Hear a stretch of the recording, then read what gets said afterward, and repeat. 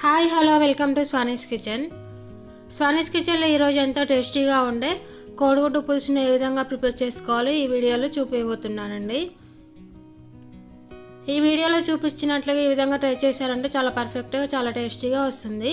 ఈసారి మీ ఇంట్లో కర్రీ చేసినప్పుడు ఈ విధంగా ఒకసారి ట్రై చేసి మీకు ఏ విధంగా వచ్చిందో నా కామెంట్ సెక్షన్లో కామెంట్ చేయండి.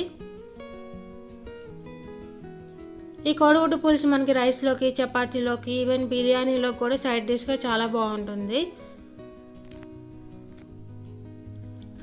మన ఛానల్ని ఎవరైనా ఫస్ట్ టైం చూస్తున్నట్లయితే సబ్స్క్రైబ్ చేయండి, పక్కన ఉన్న బెల్ ఐకాన్ క్లిక్ చేయండి. ఇప్పుడు ఈ వీడియోలో కోడిగుడ్డు పులుసుని ఏ విధంగా ప్రిపేర్ చేసుకోవాలో చూద్దాం.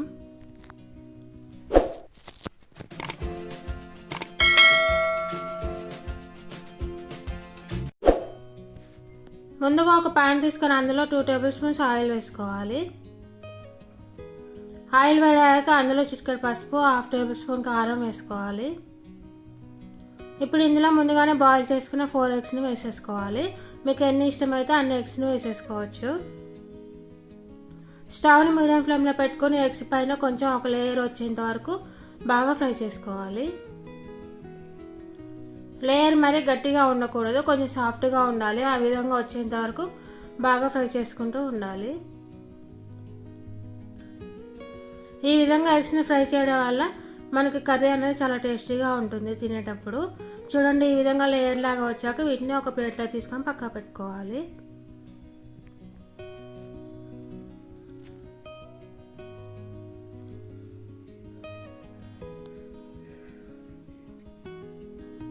ఇప్పుడు ఇదే ప్యాన్లో 1 టేబుల్ స్పూన్ ఆయిల్ వేసుకోవాలి. ఆయిల్ వేడాక అందులో 2 ఎండుమిర్చి, 1/2 టేబుల్ స్పూన్ జీలకర్ర, 1/2 టేబుల్ స్పూన్ శనగపప్పు, 1/2 టేబుల్ స్పూన్ ఆవాలు వేసుకొని ఒకసారి బాగా కలుపుకుంటూ ఫ్రై చేసుకోవాలి.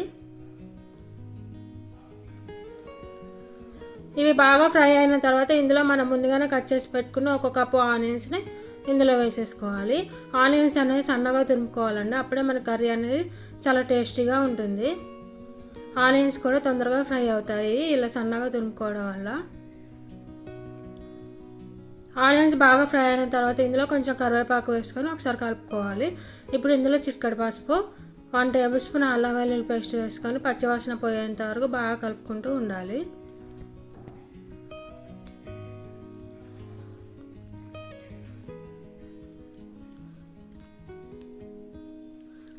ఇలా అల్లం వెల్లుల్లి పేస్ట్ బాగా ఫ్రై అయిన తర్వాత ఇందులో టేస్ట్కి సరిపడా సాల్ట్, 1.5 టేబుల్ స్పూన్ కారం వేసుకోవాలి.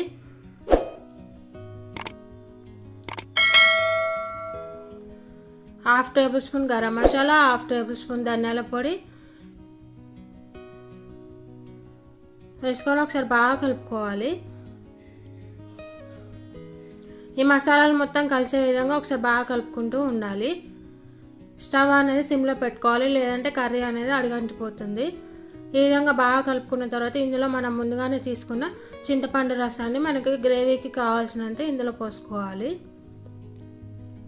ఈ విధంగా చింతపండు రసాన్ని పోసుకొని బాగా కలుపుకుంటూ ఉండాలి. మనకి గ్రేవీ ఎంతైతే కావాలో అంత చింతపండు రసాన్ని పోసుకొని ఈ విధంగా బాగా మరిగించుకోవాలి దగ్గర పడేంత వరకు. చింతపండు రసం అనేది బాగా మరగాలండి, అప్పుడే మన కర్రీ అనేది చాలా టేస్టీగా ఉంటుంది. ఈ విధంగా బాగా మరిగిన తర్వాత ఇందులో మనం ముందుగానే ఫ్రై చేసి పెట్టుకున్న ఎగ్స్ని ఇందులో వేసేసుకోవాలి. మనకి గ్రేవీ అనేది ఎంత చిక్కగా కావాలి ఏంటి అనేది చూసుకుంటూ కర్రీని ప్రిపేర్ చేసుకోవాలండి. చూడండి, ఈ విధంగా ఉంటే సరిపోతుంది. గ్రేవీ అనేది మనకి రైస్లోకి పర్ఫెక్ట్గా ఉంటుంది ఈ విధంగా చేసినట్లయితే. అంతే అండి, ఎంతో టేస్టీగా ఉండే కోడిగుడ్డు పులుసు రెడీ.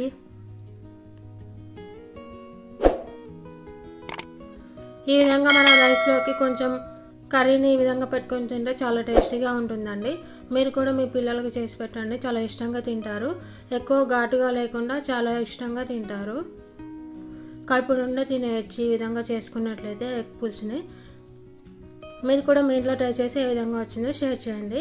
ఈ వీడియో మీకు నచ్చినట్లయితే లైక్ చేయండి, షేర్ చేయండి, కామెంట్ చేయండి, సబ్స్క్రైబ్ చేయండి. Thank you for watching.